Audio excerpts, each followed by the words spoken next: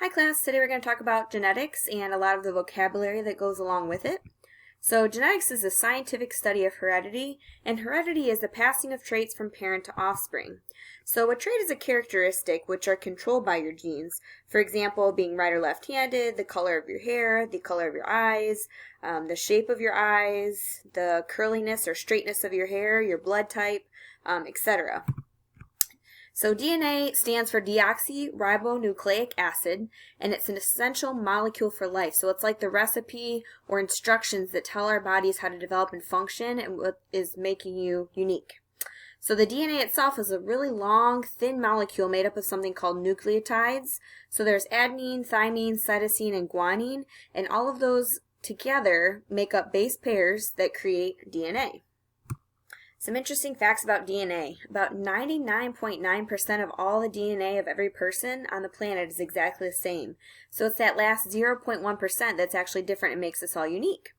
The double helix structure of DNA was discovered by Dr. James Watson and Francis Crick in 1953. If you unraveled all the DNA molecules in your body and placed them end to end, it would stretch to the sun and back multiple times.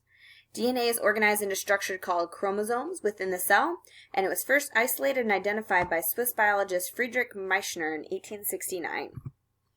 So a gene is a segment of DNA on a chromosome. So if you look at your chromosome over there, you can see that each section would be a specific gene. So for example, the gene for toe length might be in one spot, the gene for hair color, and then the gene for nose shape will be in a different spot.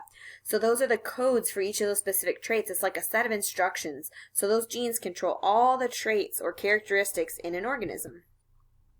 So to kind of build up to, we start with our cell, and then inside that cell you've got a chromosome, and then there are several genes in that chromosome made up of DNA. These are some pictures of some actual chromosomes of a human being. They've been painted so that you can kind of see the different colors, but you can see that they kind of look like little X's, and then on each of those chromosomes will be each of those genes for each characteristic.